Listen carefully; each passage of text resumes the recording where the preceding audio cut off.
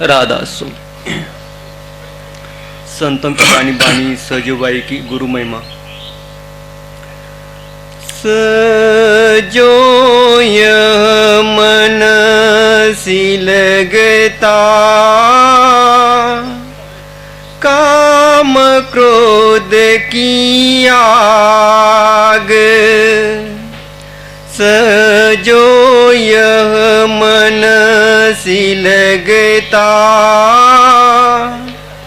काम क्रोध की आग, बलि भई गुरु ने दिया सील चिमा का बाग। ये परम संत सतगुरु सहजोबाई जी की वाणी है। पुरुषों में बहुत सारे संत महात्मा हुए हैं, कुछ स्त्रियों में भी इन्हीं गिने हुए हैं, जैसे मीराबाई, दयाबाई, सहजोबाई। ये तीनों राजस्थान की हैं, ये राजपुताने से आती हैं। ये सहजोबाई, दयाबाई ये दोनों बहनें थी। जब उनके परिवार दिल्ली में आ गए राजस्थान से और वहीं पे चरणदास जी का जन्म हुआ। चरणदास जी एक अच्छे संत महात्मा थे, तो आप उन्हीं की शिष्या थी। दयाबाई, सहजोबाई दोनों चरणदास की शिष्या थी। आप एक अच्छे संत महात्मा हुए हैं और आप भी स्त्री होके सारे तरफ से मन को मोड़ के एक सद्गुरु के चरणों से जोड़ के गुरु का बन के रात दिन भजन सुमरन करके कहते 9 से 10 में आके उन्होंने गुरु को अंदर प्रकट किया था और गुरु के कृपा से वो सतलोक सचखंड पहुंची थी। तो कहते हैं ये आपकी वाणी है। एक जगह सहजोबाई ने ही कहा है अपने गुरु के ऊपर, राम तजू पर गुरु न विसारूं, राम समान गुरु को नहीं जान, गुरु समान राम को नहीं जानूं। कहने का मतलब कि मैं राम यानी परमात्मा को भी छोड़ने को तैयार हूं, लेकिन गुरु को छोड़ने के लिए तैयार नहीं। क्यों? क्योंकि परमात्मा हर जीवों के अंदर है। ऐसी कोई जगह नहीं जहां परमात्मा ना हो। सब आत्मा के अंदर परमात्मा का वास है। आत्मा चाहे कीड़े मकोड़े के शरीर में हो, पेड़ पौधों के शरीर में हो, पशु पक्षी के शरीर में हो, उसमें भी परमात्मा है। तो कहते परमात्मा हमारे अंदर था। जब जब हमें मानव शरीर मिला, परमात्मा भी इसमें बैठा था, लेकिन एक दिन भी उसने हमें जागृत नहीं किया। हम बुरे कर्म किए, परमात्मा चुप था। हम जो है सुअर के जो शरीर में गए, परमात्मा भी उस शरीर में आया। हम नरकों में गए, परमात्मा भी वहां आया, लेकिन हमें कभी नहीं कहा कि बेटा ऐसा काम मत करो जिससे तुम्हें परिणाम भुगतना पड़ेगा। कहते जब गुरु मिले, उन्होंने उस परमात्मा के बारे में समझाया और गुरु के कृपा से वो परमात्मा हमारे आप शरीर के अंदर हमें दर्शन दिया। तो इसीलिए सब संतों ने गुरु की महिमा गाई है। क्यों? हम परमात्मा से अपने आप नहीं मिल सकते। वो परमात्मा अलग है, अगम है, अनामी है, जिनको इन आंखों से देखा नहीं जा सकता, मन बुद्धि के घाट पे बैठ के समझा नहीं जा सकता, और उसका कोई नाम निशान भी नहीं। परमात्मा का कोई नाम नहीं है। आप प्रेम में आके जो भी नाम से बुलाओ, सच्ची भक्ति, निष्ठा और प्रेम, वो परमात्मा बोलता है। हालांकि उसका कोई नाम नहीं है, अनामी है। गुरु अर्जुन देव ने गुरु ग्रंथ साहिब में 1300 नाम रखे परमात्मा के। अपने प्रेम में आके 1300 नामों से पुकारा है। क्या परमात्मा के 1300 नाम है? नहीं, ये प्रेमियों के, भक्तों का अपना अपना प्रेम का। हाँ, अगर सच्ची भक्ति है, सच्चा प्रेम प्यार, उस मालिक से सच्ची लगन है, तो कोई भी नाम से पुकारो वो बोलता है। तो इसीलिए ऐसे परमात्मा से हम कैसे मिल सकते हैं जो कि आंखों से दिखाई नहीं देता है, जिसकी आवाज इन कानों से सुनाई नहीं देती है, और मन बुद्धि के घाट से परे है, जिसका कोई नामो निशान नहीं। तो जरिया गुरु होता है। इसीलिए अब गुरु को यहाँ के लोगों के बारे में भी जानकारी होती है, और वहां वो परमात्मा से भी मिला होता है, वहां की भी जानकारी होती है। जैसे हम अब कोई प्रॉपर्टी लेना चाहते हैं तो हम क्या करते हैं, किसी एजेंट से मिलते हैं जो उस एरिया का एजेंट होता है। तो एजेंट को जो बेचने वाला है उसके भी हाव भाव का पता होता है, और लेने वाले का भी हाव भाव पता कर लेता है, और वो बीच में होके इनका सौदा करा देता है। तो हम नुकसान से बच जाते हैं। हम अपने आप जाके खरीदेंगे तो धोखा भी हो सकता है। तो इसीलिए एजेंट की जरूरत पड़ती, बीच में बिचौलिए की। तो कहते हैं ऐसे ही गुरु एजेंट, उनको यहाँ का भी सब कुछ पता है, और वहां का भी अपने गुरुदेव के कृपा से वहां पहुंचे होते हैं। परमात्मा के बारे में भी जानकारी है। तो इसीलिए हमें नाम दे के, भक्ति करा के, भजन सुमरन करा के, ये 9 दरवाजे से 6 चक्कर से 7वें में लाके हमारी तीसरी आंख खोल के हमें अंदर में उस परमात्मा का दर्शन कराते हैं। तो जरिया गुरु होता है। इसीलिए सब ग्रंथों ने गुरु की महिमा गाई है। कबीर साहब ने भी कहा है, 3 लोक 9 खंड में गुरु से बड़ा न कोई, करता करे न कर सके, गुरु करे सो होए। और एक जगह क्या कहते हैं, सब धरती कागज करो, लेखनी सब बन राय, 7 समुंदर मस करो, गुरु ने लिखा न जाए। कौन कहता है? संत महात्मा कहते हैं, जो अंदर गए हैं। कहते हैं 9 खंड पृथ्वी का पेपर बना के, दुनिया में जितने भी पेड़ पौधे हैं सबका कलम बना के, 7 समुंदर की स्याही बना के, हवा के बैग से लिखा जाए, ये सामान खत्म हो जाएंगे, लेकिन गुरु का महिमा का बयान न खत्म नहीं हो सकता। किसने कहा है? महात्माओं ने कहा है। सब ग्रंथों में गुरु की महिमा है। तो गुरु ही होता है जो हमें परमात्मा से मिलाने का जरिया बनता है। अब महात्मा क्या कहते हैं? देखो भाई, ये दुनिया, ये देश आपका देश नहीं है, ये काल और माया की नगरी है, सुख दुख की नगरी है, जन्म मरण की नगरी है। आपका देश परमात्मा का देश ही आपका देश है। क्यों? आप शरीर नहीं हैं, ये शरीर तो किराए का मकान है, 70-80 साल के लिए मिला है।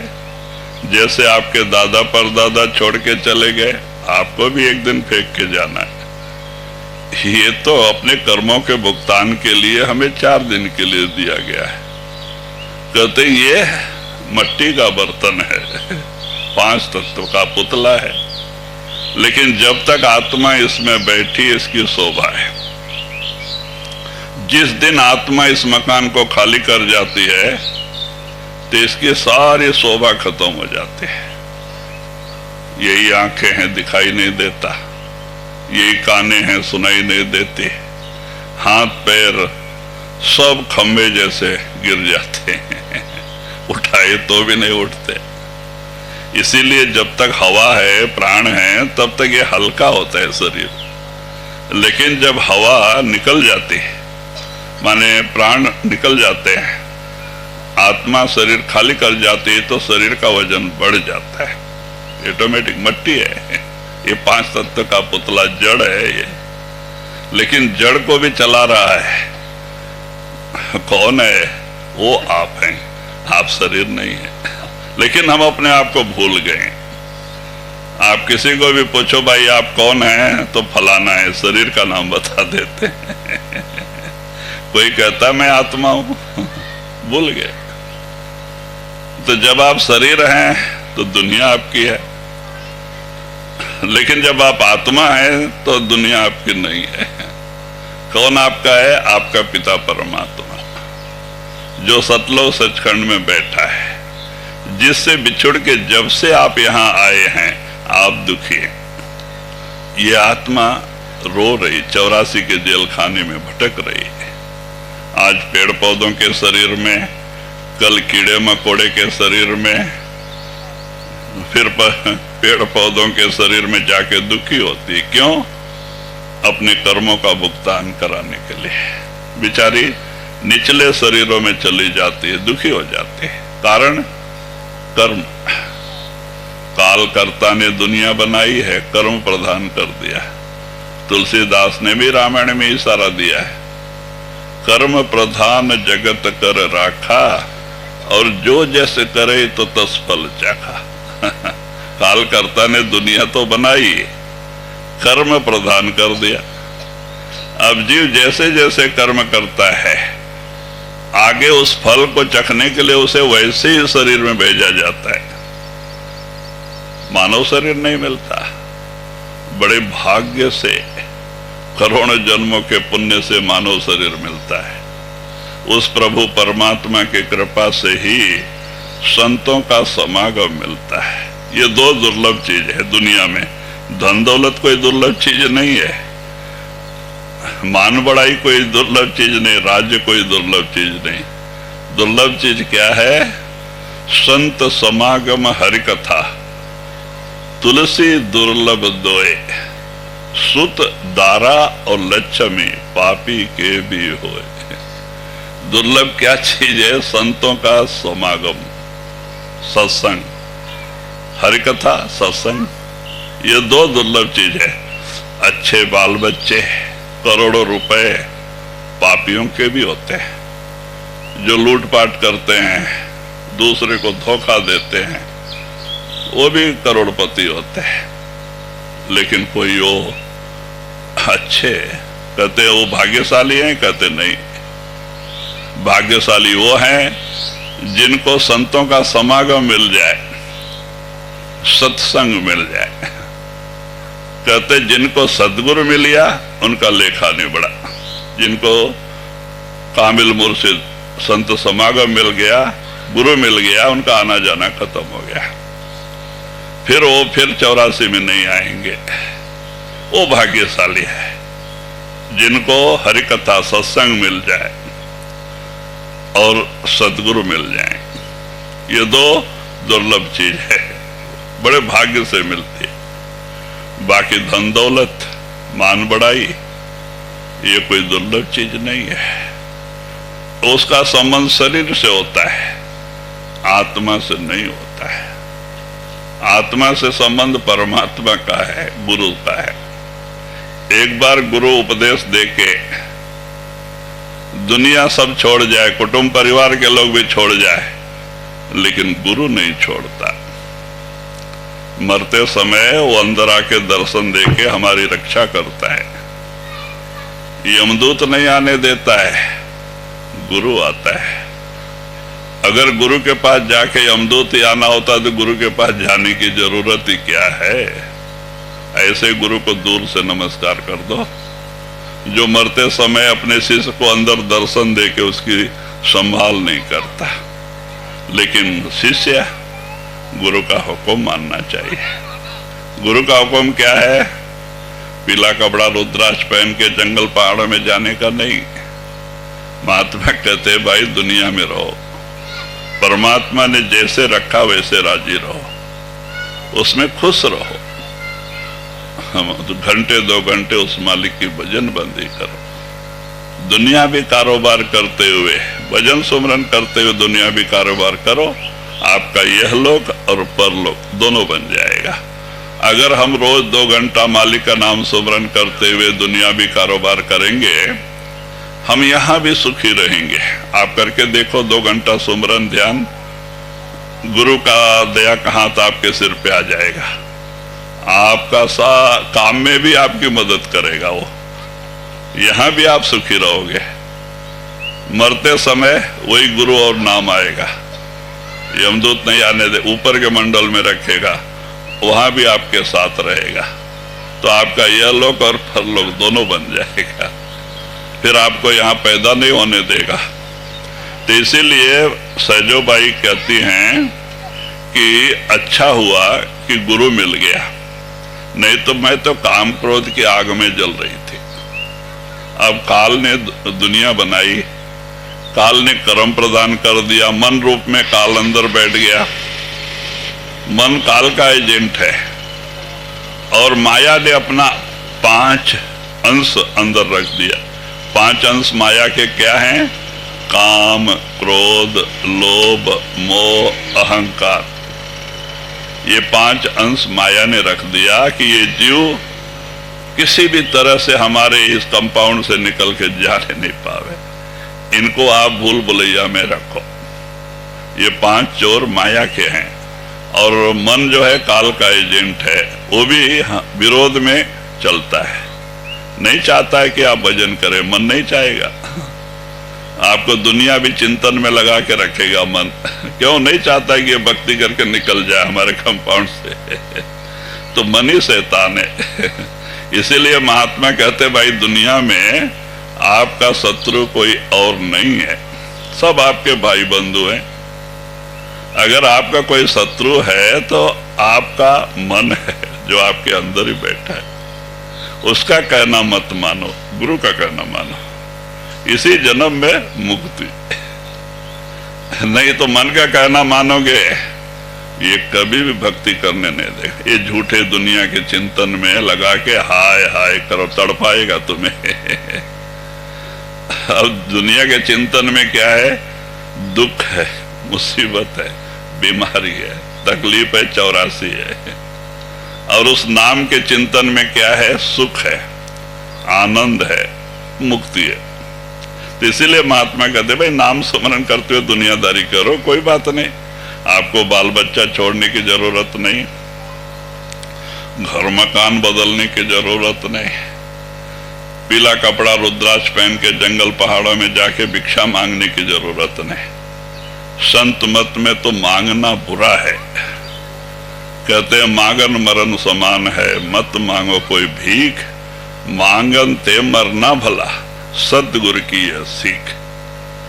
मांगने से तो मरना अच्छा है। संत महात्मा हमेशा कहते हैं मेहनत की कमाई करके खाओ, जो आता है खिलाओ, मालिक की भजन बंदी करो।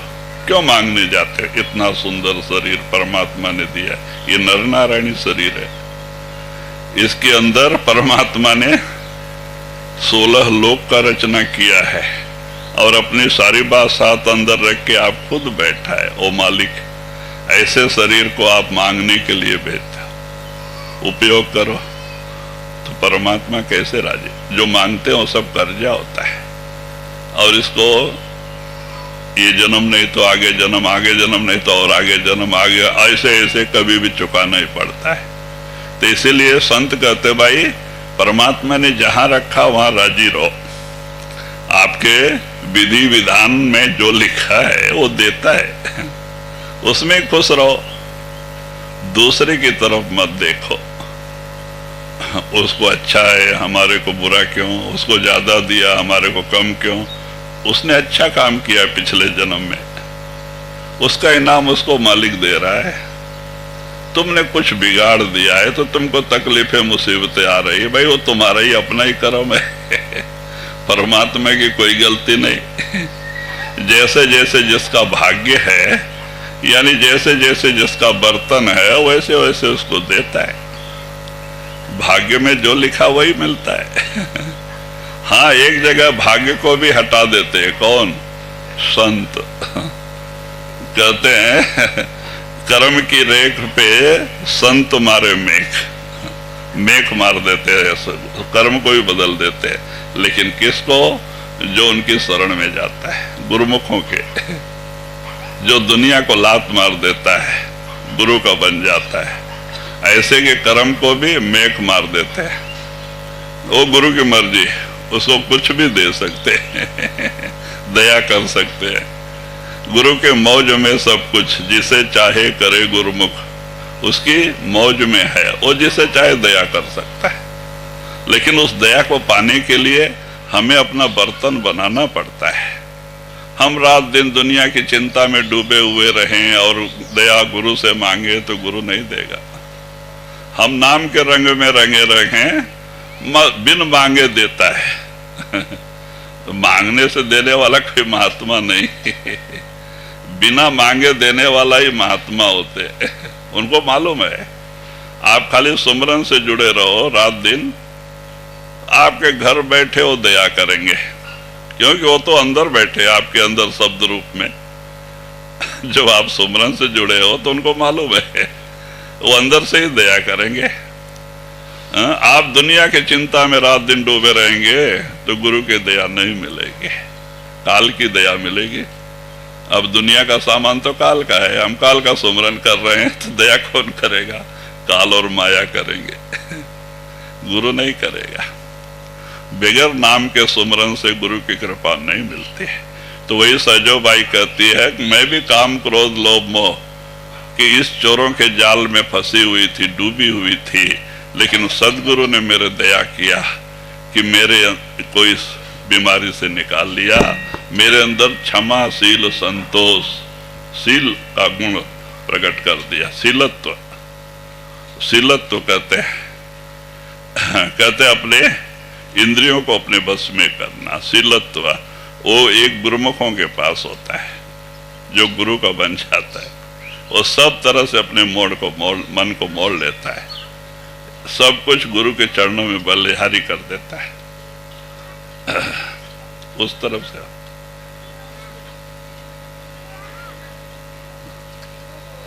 नहीं, इधर से नहीं, उधर बैठा जाएगा, बैठो।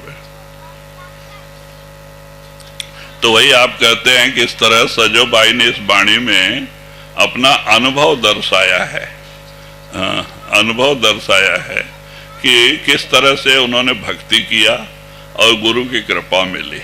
जी। निश्चय यह मन डूबता मोह लोभ की दार, निश्चय यह मन डूबता मोह लोभ की दार, चरण दास सत गुरु मिले सजो लई उबार। तो वही कहते हैं कि इस तरह से लोभ और मोह के धार में मैं बह रही थी, मेरे अंदर शांति नहीं, चाहिए चाहिए चाहिए, लोभ और तृष्णा की आग मेरे अंदर भड़क रही थी। मैं कितना भी मिले मुझे शांति नहीं थी। लेकिन चरणदास मेरे सदगुरु मिले, उन्होंने नाम दिया और मेरी सुरत को नाम से जोड़ा, दया किया, मेरे अंदर से अवगुण निकल गए। आज मैं सुखी हूं, मेरे अंदर कोई लोभ नहीं, मोह नहीं, मैं शील संतोष के गुण आ गए, मैं सुखी हूं। कहते हैं कि हमारी आशा तृष्णा ही खत्म हो जाती है नाम का भक्ति करने से, नाम के सुमरन करने से। तो कहते जिनको कछु न चाहिए सोई सहंसा, जिनकी आशा तृष्णा खत्म हो जाती है वही बादशाहों के भी बादशाह हैं। इसीलिए राजा महाराजा भी जाके एक लंगोटी साधु को नमस्कार करते क्यों? उनके अंदर आशा तृष्णा नहीं और राजा महाराजाओं के अंदर आशा और तृष्णा होती है। अब देखो शिवाजी महाराज बड़े अच्छे राजा थे, उन्होंने अपना सब कुछ इतने बड़े राजा होके भी उन्होंने अपना सब कुछ गुरु के चरणों में वार दिया था कि ये सदगुरु, मेरा सब कुछ आपका है, मेरा राज्य भी आपका है, मेरा ये शरीर भी आपका है, मेरा जो कुछ भी है सब आपका है। रामदास बड़े खुश हो गए कि ये तो मेरी शरण में आ गया। शरण कहते हैं तन मन धन, दिल से सब कुछ गुरु को देके गुरु का बन जाना। तो कहते जहां जो शरण में आ गया उसको मरण नहीं। तो रामदास बड़े खुश हो गए। उन्होंने क्या किया, अपना पीतांबर जोड़े थे, वो तो लंगोटी पे रहते थे, योगी थे, वो अच्छे कमाई वाले थे। एक पीतांबर ओढ़ के रखते थे कहीं जाने के समय। तो वो जब शिवाजी उनके चरणों में गिरे कि महाराज मेरा तन मन धन सब आपका, तब तो बड़े खुश हो गए। तो उन्होंने एक पीतांबर का एक कोना फाड़ के और शिवाजी को इतना टुकड़ा दिया कि बेटा इसको अपने पास रखना, ये तेरी रक्षा करेगा समय समय पे। शिवाजी महाराज बड़े खुश हो गए। जब वहां से लौट के आए तो सोचा अगर अलमारी में रखेंगे तो अलमारी में पड़ा रह जाएगा, तो बोले पास रखना, गुरु ने कहा। अब पास में जेब में रखेंगे, कपड़ा धोने वाले है, फेंक देंगे, कोई टुकड़ा है बोल के, क्या करना। बाद में क्या हो गया, शिवाजी ने सोचा क्यों नहीं इसको मैं अपने पगड़ी में एकदम ऊपर बांध लो टुकड़ा, कि गुरु का आशीर्वाद मेरे सिर पे रहे हमेशा। और उन्होंने जो पगड़ी बांधते थे तो ऊपर वाले छेड़े पे उसको गांठ मार दिया था कि हमेशा सिर पे गुरु का आशीर्वाद रहे। शिवाजी समझदार थे। तो ऐसा ही चला तो एक बार सूखा पड़ गया। 3 साल लगातार बारिश नहीं हुई महाराष्ट्र में, त्राही त्राही मच गया। जानवर मर रहे थे, भूखों मर रहे थे, घास नहीं, फसल नहीं, लोगों को पानी पीने के लिए नहीं, त्राही त्राही मची हुई थी। तो लोग गांव छोड़ के दूसरी जगह जहां जहां पानी की नहरें बहती थी वहां वहां जाने के लिए तैयार हो गए, काम मजदूरी करके खाने के लिए। तो शिवाजी महाराज सोचे अपने राज्य के लोग दूसरे राज्य में जाके काम करेंगे तो हमारी बदनामी होगी। तो उन्होंने धंगुरा पिटवा दिया कि भाई देखो कोई भी गांव छोड़ के मत जाओ, आपको हर गांव में जगह जगह एक गांव से दूसरे गांव को जोड़ने के लिए रोड बनाया जाएगा, आपको काम मिलेगा और वहीं पे खाना बना के आपको 2 टाइम सुबह शाम खाना दिया जाएगा। आप लोग मत जाओ, हमारे खजाने में जो भी धन दौलत है हम बेच के राशन ला के आपको खिलाएंगे, जब तक गुरु का, ये सब गुरु का है, नहीं तो रह के फायदा ही क्या है, आप गांव छोड़ के जाओ उपवास रहो। तो उन्होंने इस तरह का काम किया कि एक गांव से दूसरा गांव जो 3-4 किलोमीटर दूर होता था तो वहां से वहां रोड बनवाने लग गए। 2-2, 3-3 गांव के लोगों को रख दिया, उधर से कुछ लोग बना के आ रहे, इधर से कुछ लोग बना के आ रहे, ऊंचा मट्टी डाल के और रोड बनाने का काम चल रहा था। पत्थर वत्थर आ गया, उसको काट के हटा रहे थे। तो लोगों को वहीं वहीं 3000, 4000, 6000 लोग को वहीं वहीं भोजन तैयार करके दिया जाता था। तो एक दिन शिवाजी महाराज हाँ के ऊपर बैठे थे पहाड़ पे, देखे तो कहीं 4000, कहीं 3000, 6000, 10,000 लोग चारों तरफ काम कर रहे थे, एक गांव से दूसरे गांव को रोड बना रहे थे। तो लोगों को खाना वही दिया जा रहा था। तो शिवाजी महाराज को अहंकार आ गया, मन है ना अंदर शैतान, और मन धोखा दिया, अहंकार आ गया कि देखो हम राजा होने के कारण से आज इतने लोग का पेट भर रहा है। ऐसी भावनाएं पैदा हुई। अब गुरुमुखों के अंदर ऐसी भावना आ जाए तो गुरु चुप नहीं बैठता। क्यों? इन्होंने तन मन धन दिया हुआ है। बस 2-3 मिनट में जैसे ही अहंकार आया, ऊपर पहाड़ पे बैठे थे, तुरंत रामदास वहीं प्रकट हो गए। 5 मिनट के अंदर प्रकट हो गए तो शिवाजी महाराज उनको दंडवत नमस्कार किया। कहते हैं कि उन्होंने कुछ नहीं बोला, बोला शिवाजी इधर आओ, नीचे वो लेके गए। तो एक जगह जहां रोड का काम चल रहा था, एक बड़ा पत्थर रास्ते में रुकावट बना था, एक बड़ा पत्थर। तो रामदास जाके वो पत्थर के पास खड़े हो गए, बोले शिवाजी एक काम करो, अच्छा पत्थर तोड़ने वाले लोगों को बुला के इसके 2 टुकड़े करना है बीच में से। तो शिवाजी महाराज अच्छे अच्छे कारीगरों को बुलाया, 12-13 लोगों को लगा दिया। अब वो लोग होल होल करके चारों तरफ से उसको फाड़े। अब जैसे ही पत्थर 2 टुकड़ा हुआ तो वो पहले से उसमें कहीं होल बिल नहीं था, इन्होंने उसको फाड़ा है, लेकिन बीच में इतना खड्डा है, उसमें पानी है और एक मेढक बैठा हुआ है। जब पत्थर 2 टुकड़ा हुआ तो देखते हैं बीच में इतना खड्डा है और उसमें पानी भरा, एक मेढक बैठा हुआ है। तो शिवाजी को बुला के रामदास स्वामी कहते, देख शिवाजी, इसको तूने फड़वाया ना, 2 दिन लगातार मजदूर लोग काम करके इसको 2 टुकड़ा किया, तुमने फड़वाया। तो ये बीच में ये मेढक ऐसे जगह पड़ा है जहां की कोई होल ही ना हो। अब बताओ, पानी जाने की समस्या ने, बाहर सूखा पड़ा हुआ है, लेकिन अंदर में इस मेढक को पानी भी है। खाना, वहां खाना देने वाला कौन है जो इतना दिन बचा हुआ है?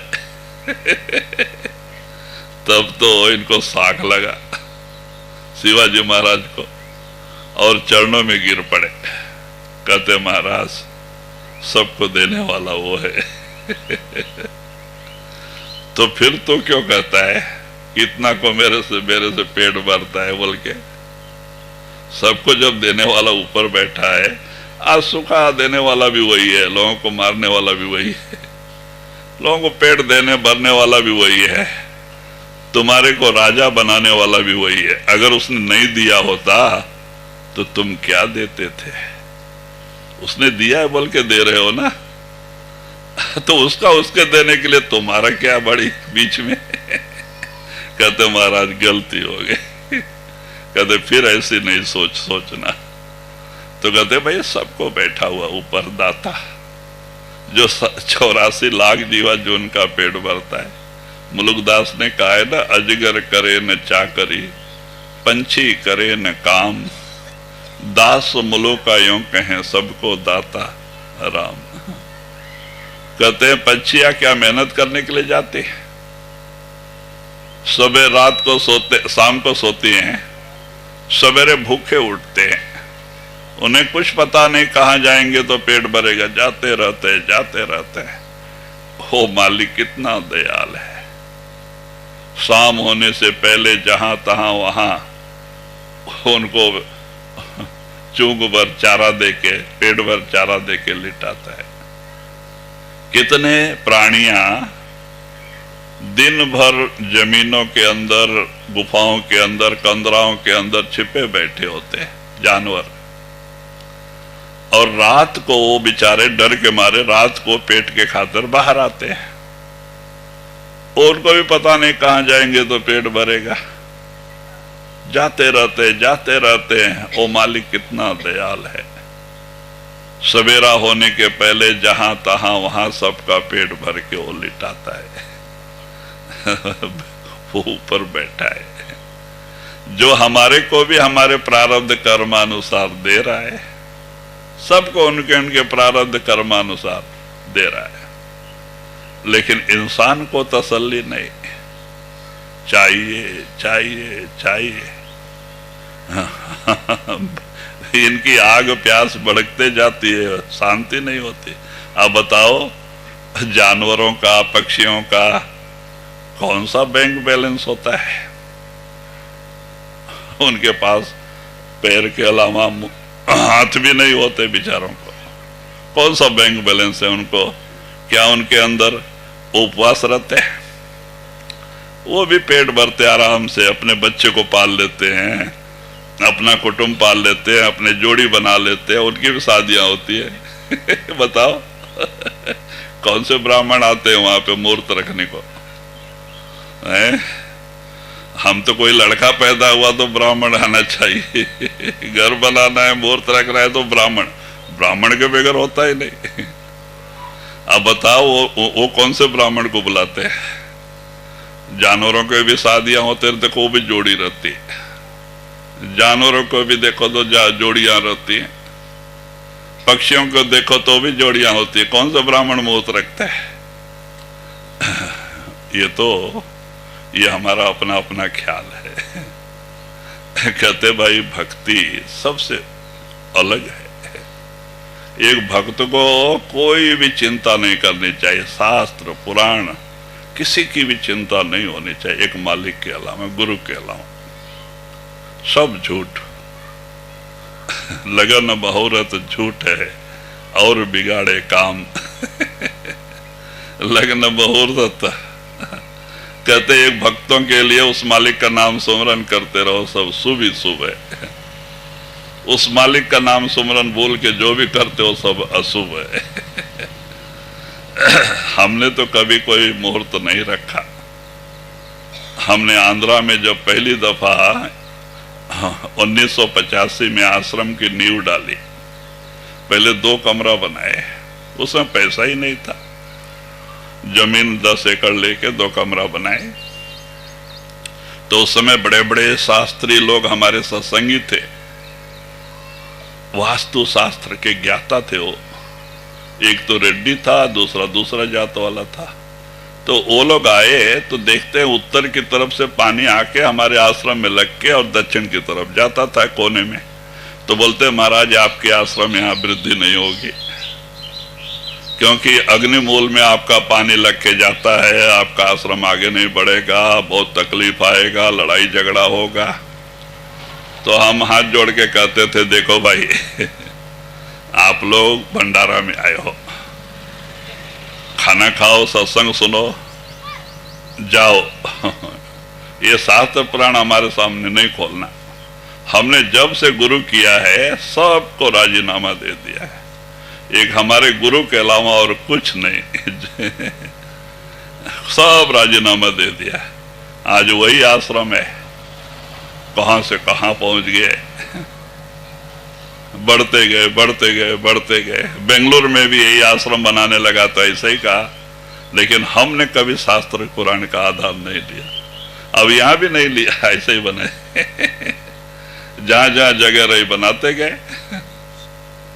तो कहते भाई मालिक का नाम सुमरन हो, मालिक याद है सब कुछ है, मालिक का सुमरन नहीं है तो सब अशुभ ही है। अब आते हैं बना हुआ घर को भी ये लोग नाम रख देते हैं, ये दरवाजा ठीक नहीं, खिड़की ठीक नहीं, ये तोड़ो वहां लगाओ, वो तोड़ो वहां लगाओ। अब बिल्डिंग को जो ठोक ठाक करेंगे उसकी उम्र कम होती है, लेकिन क्या करे लोग, अल्लाह चाह रहे हैं बेचारे, समझते नहीं। कितना बड़ा नुकसान होता है ये सब बदलाव करने में। तो कहते कुछ नहीं, सुमरन करो, मालिक का नाम सुमरन, सुमरन से सब शुभ ही शुभ होगा। मालिक को भूल के जो भी कुछ करते हो सब अशुभ है। जी। ज्ञान दीप सत गुरु दियो, राख्यो काया कोट। ज्ञान दीप सत गुरु दियो, राख्यो काया कोट। साजन बसी दुर्जन बजे, निकस गई सब कोट। तो वही कहते हैं कि मेरे सदगुरु ने मुझे अंदर जाने का रास्ता तरीका समझाया, नाम दिया। जब मैंने उनके नाम का सुमरन ध्यान करके 9 से 10वें में आई, मेरी तीसरी आंख खुली, अंदर गुरु प्रकट हुआ। तो कहते हैं मेरे अंदर मेरे साजन मेरे सदगुरु प्रकट हो गए, और जो भी कुछ बुराइयां थी वो सब बाहर निकल गए, काम क्रोध लोभ मोह अहंकार। जब आप अंदर आते हैं, आपकी तीसरी आंख खुलती है, जब अंदर गुरु प्रकट हो जाता है, भाई जो गुरु आपको नामदान देता है वो अंदर में प्रकाश रूप में प्रकट होता है। शरीर यही होता है, लेकिन वो प्रकाश रूप होता है जिसको देख करके एक जन्म नहीं करोड़ों जन्मों के पाप दग्ध हो जाते हैं। एक बार गुरु अंदर प्रकट हो जाए फिर वो कभी जाता नहीं। 2 मिनट आंख बंद करो, गुरु हाजिर, आप जो भी पूछो जवाब देता है। आप अमेरिका जाओ, गुरु साथ है। आप जंगल पहाड़ों में जाओ, गुरु साथ है। 1 सेकंड के लिए भी गुरु आपसे हटता नहीं, और हर मंडल में गुरु साथ होता है। वो ऊपर लेके जाता है, ब्रह्म पार ब्रह्म के पार सतलोक सचखंड तक गुरु साथ आता है, वो अकेले नहीं जाने देता है। तो यहां भी गुरु की जरूरत होती है, अंदर के मंडलों में भी गुरु की जरूरत होती है। जो गुरु अंदर ही नहीं आएगा तो आपकी क्या संभाल करेगा। तो वो अंदर गुरु प्रकट होता है। पहले जब हम अंदर जाते हैं, हमारी तीसरी आंख खुलती है तो आत्मा नजर आती है। आत्मा यहीं बैठी हुई है। आत्मा और मन की बैठक दोनों आंखों के बीच में। आत्मा शरीर सब गंदगी का घर है, दूसरी जगह आत्मा नहीं रहती है। आत्मा दोनों आंखों के बीच में यहां बैठी हुई है। मन भी वही है,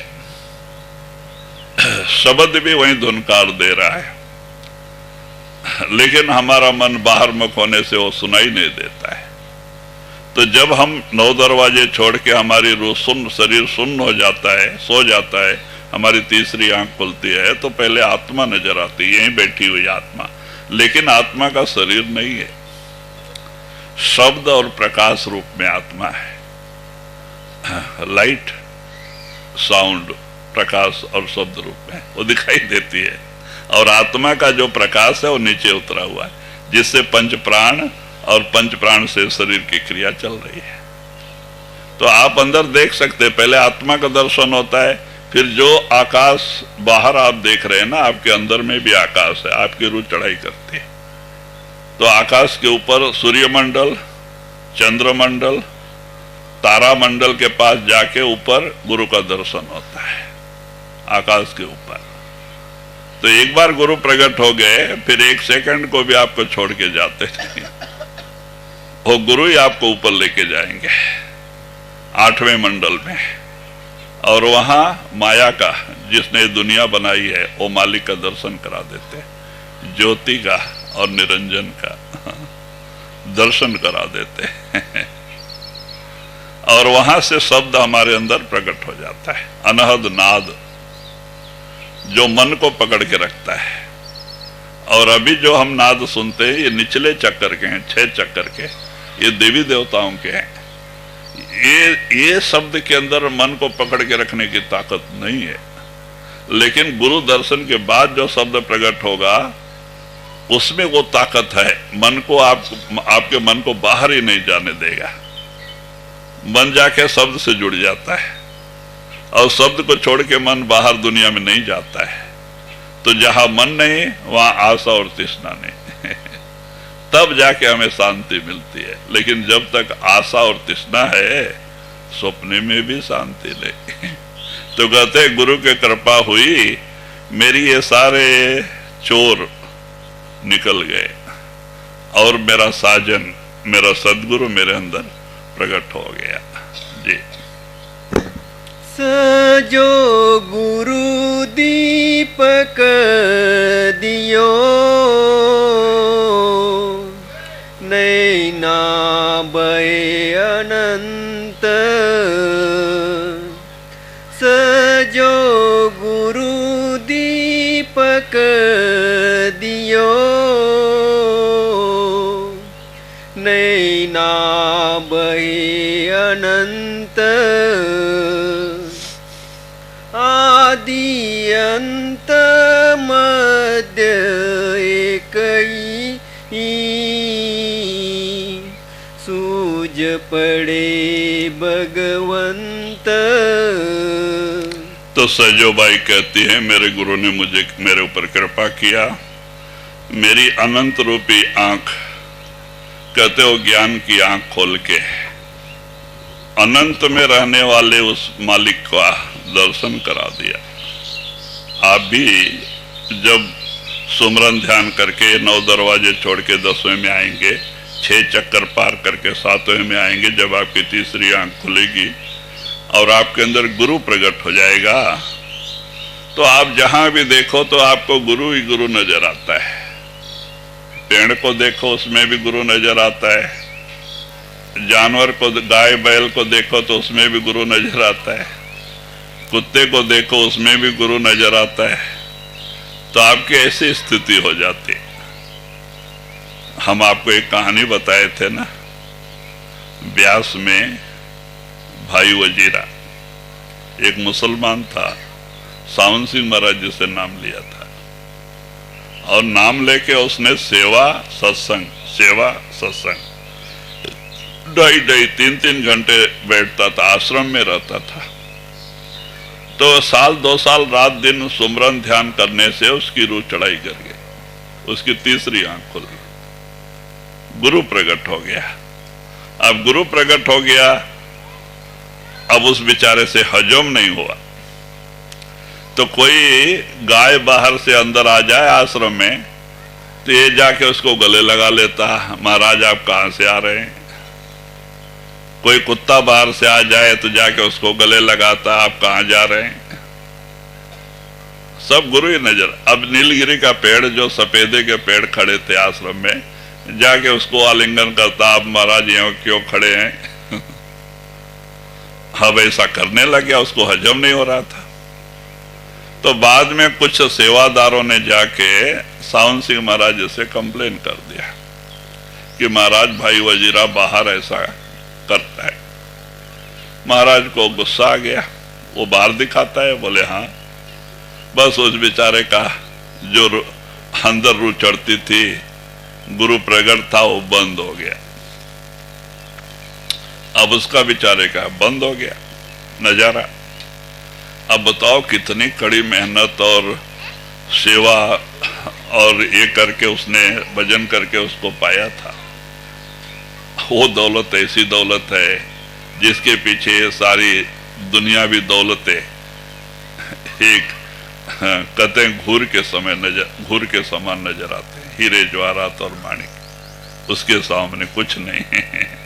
अब वो बेचारे का ये जो आनंद गया, रूह चढ़ाई करना बंद हो गया, गुरु का दर्शन बंद हो गया, तो उसने खाना पीना ही छोड़ दिया। बड़ा दुखी हुआ और रात दिन भजन बैठ जाता था, सेवा भी छोड़ दिया भजन का, क्योंकि वो चाहता था फिर से आ जाए।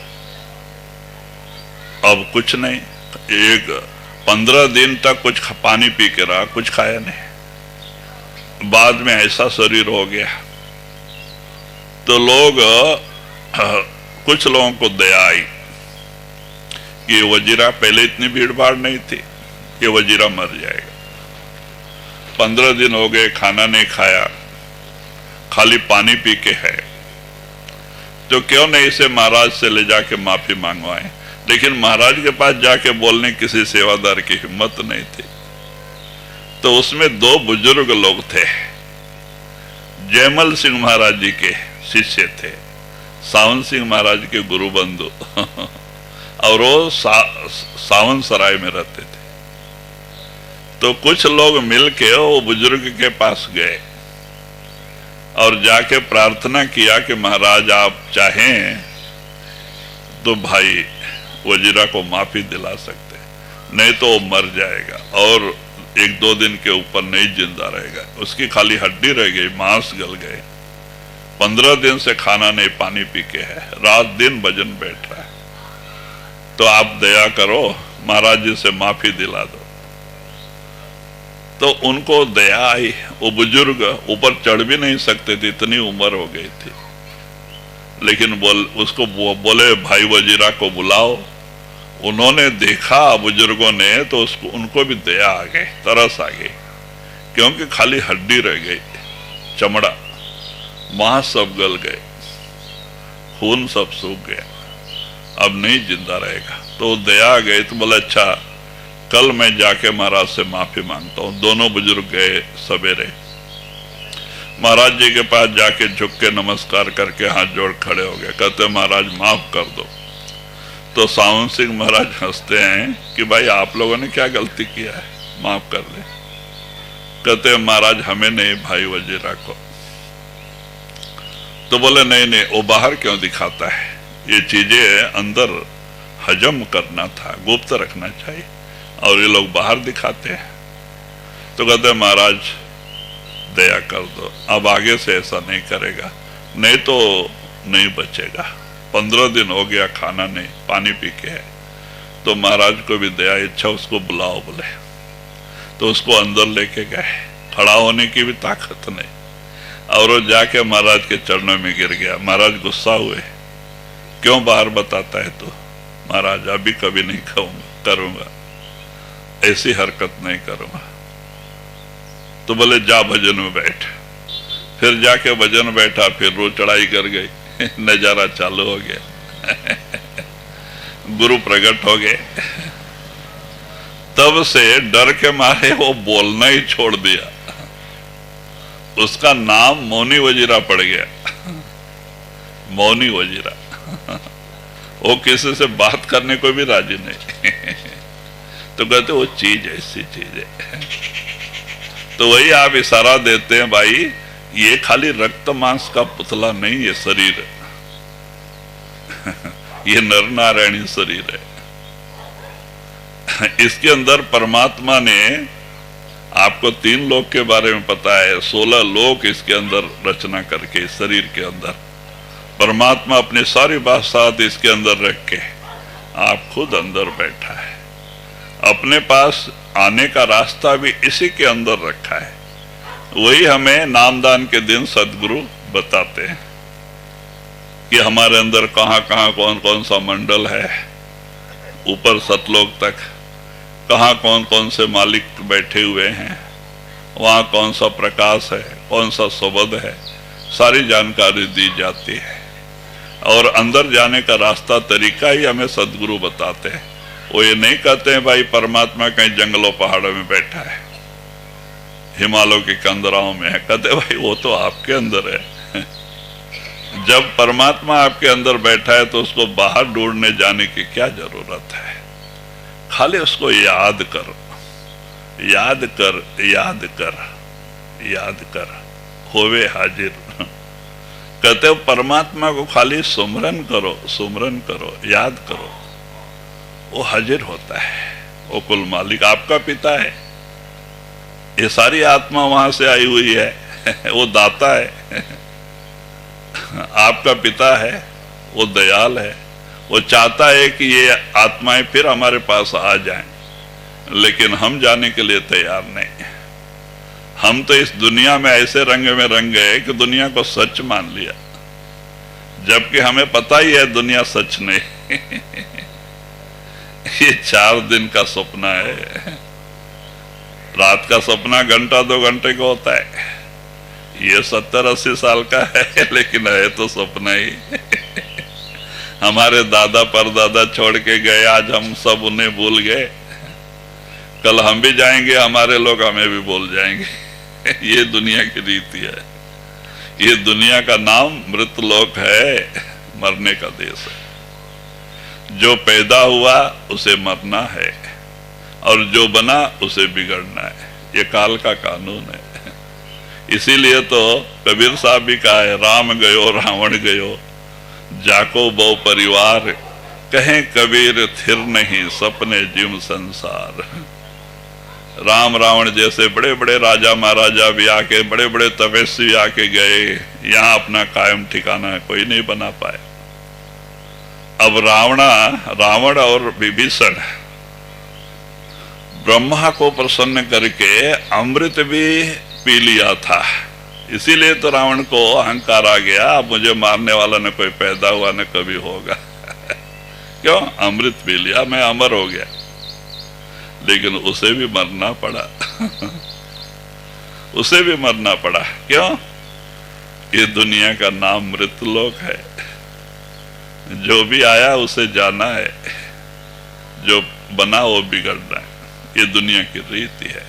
इसीलिए महात्मा कहते भाई ये दुनिया अपनी नहीं है, ये काल और माया की है। अपना देश तो सतलोक सचखंड है, हम वहां से आए हैं। हमें वहां जाने की चिंता होनी चाहिए, यहां रहने की चिंता नहीं। यहां रहने की चिंता होगी तो हम पछताएंगे, दुखी होंगे। जहां आशा तहां वासा। दुनिया की आशा, दुनिया का प्रेम दुनिया में लेके आता है, फिर पैदा होते हैं, फिर दुखी होते हैं। भाई जन्म मरण में आएंगे, दुखी होएंगे।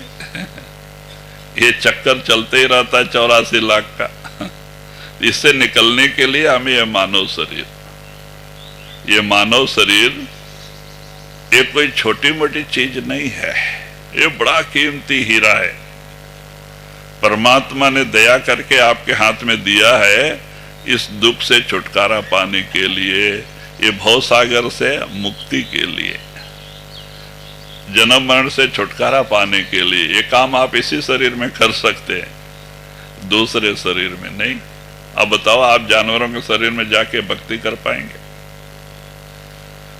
पेड़ पौधों के शरीर में जाके क्या भक्ति करेंगे? तो कहते हैं भक्ति खाली इसी शरीर में कर सकते हैं। ये नर नारायणी शरीर है। अगर नर करनी करे तो नर से नारायण हो। कहते हैं अगर इंसान करनी करे, कामिल मुर्शिद पूरा गुरु मिल जाए, उनके हुक्म का पालन करे, 9 से 10वें में आ जाए, इसकी तीसरी आंख खुल जाए, तो एक नर नारायण भी बन जाता है। ऐसी ताकत है इस शरीर में। लेकिन इसको हम एक दमड़ी के दाम में बेच रहे हैं। अब दमड़ी क्या है? दुनिया का सामान। ये कौड़ी है। आप कौड़ी के मोल में इसे बेच दे रहे हैं। अब परिणाम क्या होता है अंत समय? पश्चाताप। जिस दुनिया को हम अपना बनाए बैठे हैं बड़े आनंद में, मेरा मेरा मेरा, वो दुनिया जब अंत समय साथ छोड़ने लगती है, बड़ा दर्द होता है। हम सिर पीट पीट के जाते हैं, अरे मैं तो सब छोड़ के चला। तो कहते अंत पछताए होत क्या, जब चिड़िया चुग गई खेत। मरते समय का पश्चाताप कोई काम का नहीं। इंसान जो कर्म कर बैठा है उसका हिसाब देने के लिए लाचार हो जाता है। उसको 84 लाख का चक्कर लगाना ही पड़ता है, नरकों का दुख भोगना ही पड़ता है। काल का कानून बहुत सख्त है, वो किसी को नहीं छोड़ता। वो अपने जो भी उसके देश में ये जीव का कर्म कर बैठता है उसका हिसाब उसे देना ही देना पड़ता है। वो किसी को नहीं छोड़ता, बहुत सख्त है। तो इसीलिए महात्मा कहते भाई दुनिया में रहो, अपना कारोबार करो, लेकिन दुनिया का बन के नहीं, गुरु का बन के रहो, नाम का बन के रहो। दुनिया का बन के रहोगे धोखा खाओगे। जहां आशा तहां वासा। आप यही आशा लेके जाओगे, उसी में पैदा हो जाओगे। उसी परिवार में कुत्ता बन के दरवाजे पे आके बैठ जाता है, बिल्ली बन के दरवाजे में घर में आके बैठ जाता है, लेकिन मानव शरीर नहीं मिलता है। न्याय है जहां आशा तहां वासा। जीव वहीं पैदा होता है, इसके कर्मों के निचोड़ पे आगे शरीर मिलता है। कर्म प्रधान है और इसीलिए इस बेचारे को 84 के जेल खाने में भटकना पड़ता है। ये मानव शरीर ना मालूम कब ऐसा समय मिले या ना मिले। तो इसीलिए महात्मा जागृत करते हैं, देखो भाई ऐसा समय बहुर नहीं पाई हो, ऐसा समय बार बार नहीं मिलता है। और कबीर साहब ने भी कहा है, कहता हूं कह जाता हूं, कहूं बजाए ढोल, श्वासा खाली जात है 3 लोक का मोल। हमारा एक एक श्वास 3 लोक से भी कीमती है, चला जा रहा है। क्योंकि ये श्वास हमें प्रारब्ध कर्मानुसार गिनती से दिए जाते हैं। अब जब श्वास खत्म हुआ तो 1 सेकंड भी हम इसमें रहने के माने रहने के लायक नहीं। तुरंत तो आके मकान खाली कराते हैं। कौन वो 2 आते हैं ना, जिनको यमदूत कहते हैं। जबरदस्ती इस मकान को खाली कराते, मार पीट के पकड़ के लेके जाते धर्मराज के सामने। और वहां जीव तो जाता है लेकिन कर्मों की गट्ठर उठा के लेके जाता है। ये शरीर तो हम यहीं फेंक के जाते हैं, ये तो मिट्टी का है, पंच तत्व का पांच तत्व में रहेगा। ऊपर सूक्ष्म शरीर में आत्मा जाती है और हिसाब सूक्ष्म शरीर में देना पड़ता है। वहां अपना कर्मों मैल तो मन तो साथ जाएगा ना, और कर्मों के मैल मन पे चढ़ी होती है, उसका हिसाब होता है और उसी अनुसार उसको आगे शरीर मिलता है। सब कर्मों के निचोड़ से शरीर मिलता है। इसलिए ये काल का कानून बहुत कठिन है। कर्म करीमा लिख दिया, अब कुछ लिखा न होए। कहते हैं जो करीमा लिख देता है हमारे भाग्य में पैदा होने के समय, उसमें ज्यादा कम कुछ होता नहीं। लेकिन इंसान को स्वतंत्रता है, अपना दिमाग लड़ा के बिजनेस व्यापार करके आगे बढ़ सकता है, भक्ति करके परमात्मा से भी मिल सकता है, जब तब करके स्वर्ग बैकुंठ कैलाश को भी जा सकता है। ऐसी ताकत है, स्वतंत्रता। इसलिए इसको नर नारायणी शरीर कहा गया है। इसको आगे जाने के लिए स्वतंत्र रखा है मालिक ने। लेकिन अगर कुछ नहीं करते हो तो प्रारब्ध में, तुम्हारे प्रारब्ध में जो लिखा उतना तो मिलना ही है। चाहे कहीं भी रहो, हो मालिक देता है आपके प्रारब्ध कर्मानुसार। आप आगे बढ़ना चाहते हो, मेहनत करो। हम हमेशा कलाम का उदाहरण देते हैं। अब्दुल कलाम बेचारा केरला के एक गरीब परिवार में, झोपड़ी में रहने वाले परिवार में पैदा हुआ। माँ बाप मजदूरी करके बेटे का पेट पालते थे, लेकिन बेटे के अंदर जब थोड़ी सूझबूझ आई, कुछ करना, आगे बढ़ना, पढ़ाई करना, तो छोटा बच्चा 5 साल का हुआ तो 15-20 पेपर घर में बांट के आता था। अब जो पैसे उससे आते थे उससे कॉपी किताब स्लेट लेके पढ़ाई को जाता था। बाप नहीं दे पाते थे, तो कहते इस तरह से पढ़ाई किया। जब वो थोड़ा बड़ा हुआ तो पुरानी साइकिल लिया पेपर बेच के।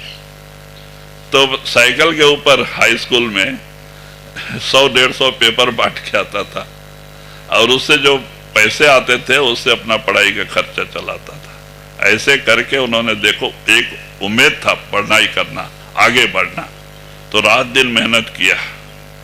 देखो, वैज्ञानिक बने, भारत के एक अच्छे वैज्ञानिक, आविष्कारक।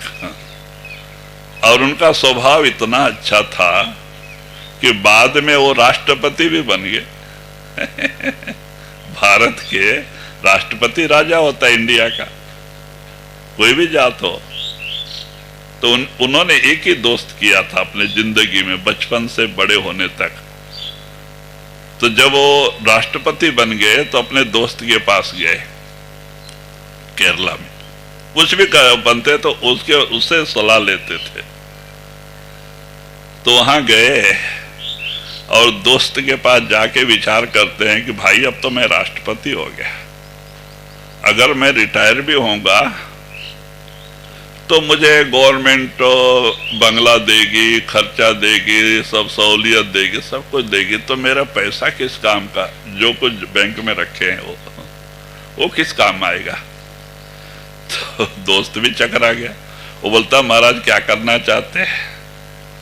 कहते, इसे मैं परोपकार में खर्च कर देना चाहता हूं। जहां छोटे छोटे गांव हैं वहां स्कूल बन जाए, जो बच्चे गरीब हैं, लड़कियां पढ़ नहीं सकती, उनके पढ़ाई के काम में आ जाए। गरीब परिवार जिनकी शादियां नहीं हो सकती है, ऐसे के शादियों के काम में आ जाए। एक कमेटी बना के इस तरह का काम करना।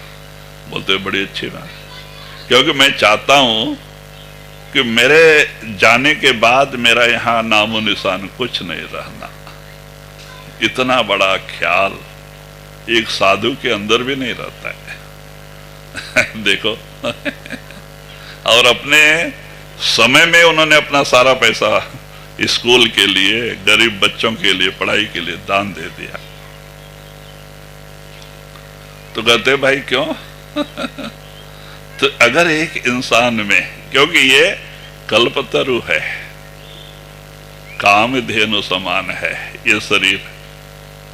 दृढ़ संकल्प, एक अच्छा विचार, अच्छा ये लेके आप आगे बढ़ते जाओ, आपको ये मदद करेगा। इसमें जो जो भी मांगो सब मिलता है, लेकिन कहते हैं भाई वही हालत है, हमें उसकी जानकारी नहीं है। कल्पतरु है, जो जो मांगे अपने साहेब से सोई सोई देवे।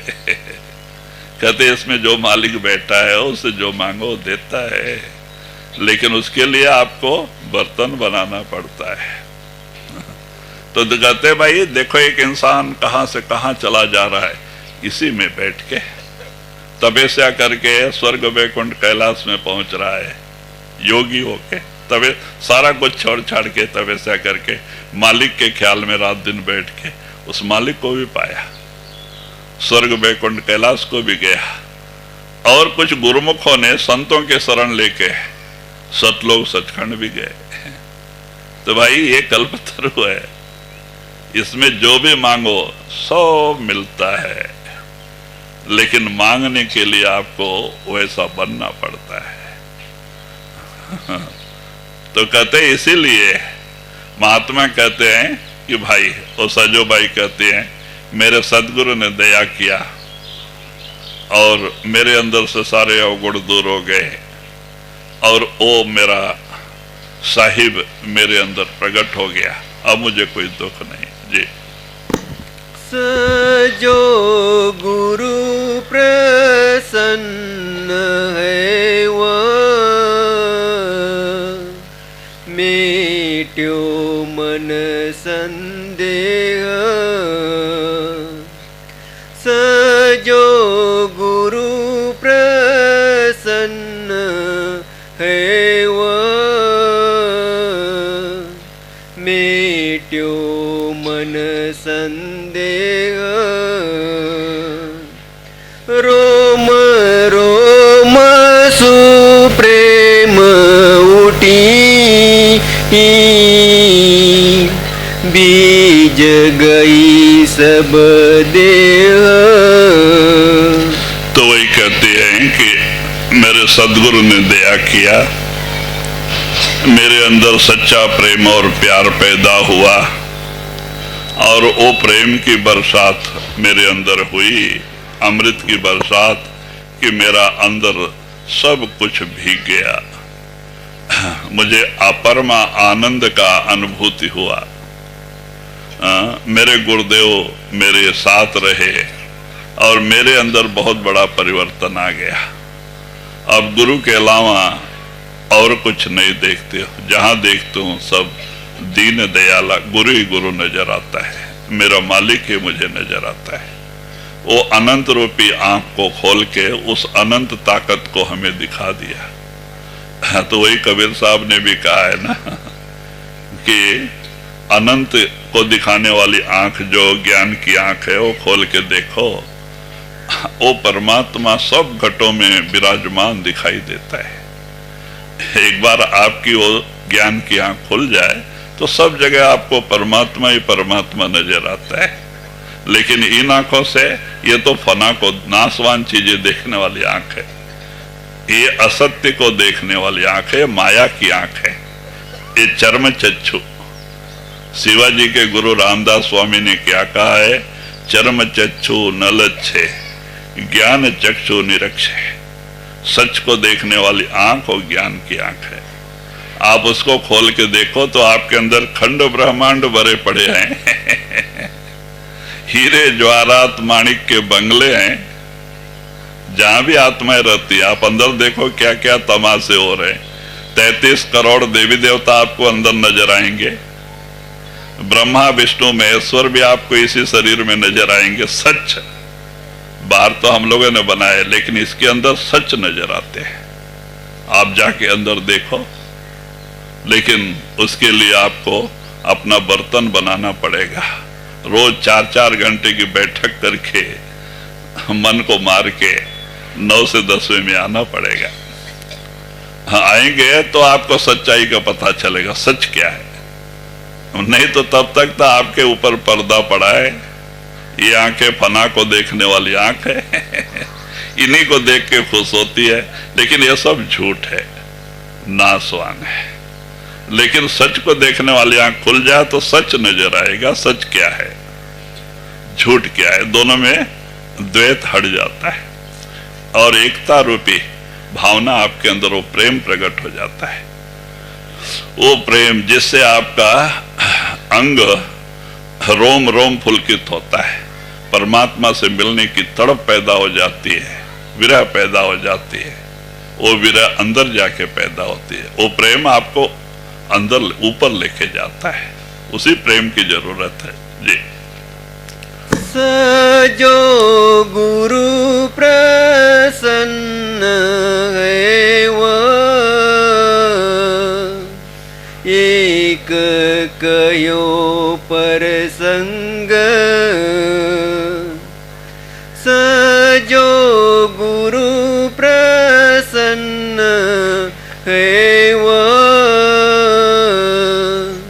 एक कयो पर संग। तन मन ते पलटी गई, रंगी प्रेम के रंग। राधा राधा।